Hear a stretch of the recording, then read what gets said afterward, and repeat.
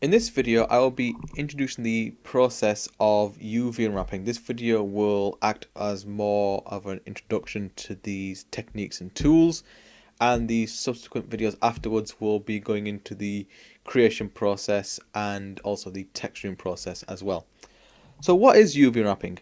Well, right now, as you can see on screen, I have a fully 3D model little low poly rat who has its own custom textures, and I have a few little basic primitives here.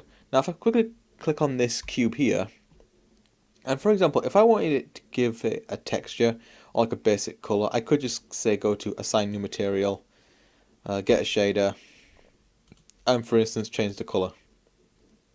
Now that gives it a basic color overall, but it doesn't really allow me to add in my own sort of custom texture maps, which allows it to add a greater amount of detail. Now, if you ever ask any sort of other 3D artists out there, a lot of people will say that when it comes to 3D modeling, it's about 40% actual modeling and the other 70% is the UV unwrapping and texturing process. You could be a fantastic 3D modeler, but if you can't texture, then the texture will bring down that quality substantially. Or vice versa, if you can texture amazingly, then it's going to just ramp up the high quality detail on your particular model. So you can look at games like, say, Goddess or Grown Home, for instance. The 3D modeling is basic, but the textures really kind of bring that game to life. It really makes them pop out and gives it a bit of character and flair. And some models that you see in, say, AAA games, like say Mortal Kombat, for instance, some of the models might not seem that complicated to make, but again, the high detail in the textures really brings it to life and gives you the impression or the illusion that yes, this is a realistic sword or a realistic spear coming out of Scorpion's arm, for instance. Now, before you can actually create any sort of textures like the one I have here on this low poly mouse, you need to do something called UV unwrapping. Now, that is the process of taking a three-dimensional object, like this rat here, or the cube for instance, and laying it down flat on a 2D plane or as a 2D image. So, in order to do this, we need to go to something called the UV editor, which can be found under the UV tab here, and right at the top, UV editor. So if I just quickly click on the mouse right now, actually it's a rat, I keep calling it a mouse for some reason. So if you look right now, we can see that we have this, that this is just a 2D view. It's not actually 3D like we have here, where you can move in a three-dimensional space. It's just a flat 2D surface. And you can kind of see these little, I've forgotten the word for a second. You can see these images here. These are known as UV shells. So if I hover over them and hold on the right mouse button, you can see that it has UV shell, so you can select it.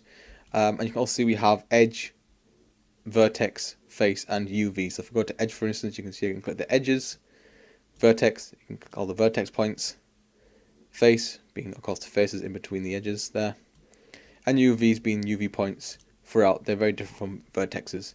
Now if I just quickly move this to the side here and go back to my rat really quick, I'm going to just go to face. So if I just hover over it and select, say, a bundle of these faces here, you can see it also selects it in the UV editor. Why? Well, that's because this is a 2D representation of all of the polygon faces, edges, and vertices. So I can select a face here or an edge, for instance, and it selects the corresponding edge here in the UV editor. So as you can see, this rat has been laid down flat into this 2D image here. And what we do next is we output this particular image here as a PNG or a JPEG, depending on what we want, but we mostly go with PNG. We export out that image and we open it in Photoshop. So if I quickly bring up an example right now, just going to open up Photoshop really quick. Basically, once we have this in Photoshop, we basically paint over it, putting our own unique text on top of it. Say, for example, say a brick wall, moss, sort of any sort of decals, like say tattoos or say skin, for instance. We would add that on top of that image and then import it back into Maya. So if I just quickly open up one of my textures really quick.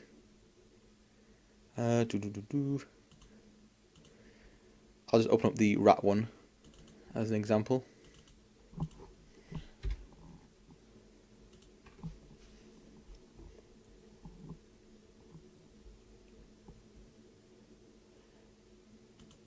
You can see here that I have exported out the UV editor, the basic UV image here, and have been able to bring it into Photoshop, and that allows me to create my own custom textures.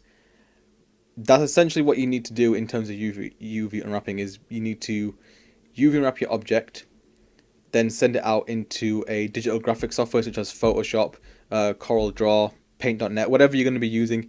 You place it there and then you paint over it. So for instance, we know that this face here represents a face in 3D. So if we color over it and apply it in Maya, it will also color in those specific sections, like so. Now, UV wrapping is the most important skill to learn, and I'm not going to lie, for a lot of students, it's the most painful and sometimes most boring aspect to do. But once you understand how to do it, it can be a nice, easy process. It's quite chilled as well. So, for instance, I like to listen to, say, podcasts while doing UV unwrapping because, again, it can be kind of a dull process compared to actually doing more graphical stuff like, say, doing the actual 3D modeling or painting the textures within Photoshop. But watch the subsequent videos, like the planar mapping ones, the exporting ones, and follow those through. And then hopefully, once you get to the Photoshop sections, you can see why the UV wrapping is so important. Before we end this video, one thing that I will say is bring up your UV editor and hold down Shift and click on this little grid icon here. Make sure that your settings for your UV grid editor are the same here. So the length and width is 1.0, grid lines every 0.1, and subdivisions 2. And you may also want to change these colors in case they're not the same as well. Reason being is because at default, this entire thing is a massive grid, so it's kind of hard to see. And we only mainly want to work in this top right hand corner here, where we take the snapshot. So hopefully that gives you a basic idea as to what UV unwrapping is. And then hopefully you can follow through with the next videos, which will showcase the basic planar mapping options, and then subsequent video being how to use the UV editor.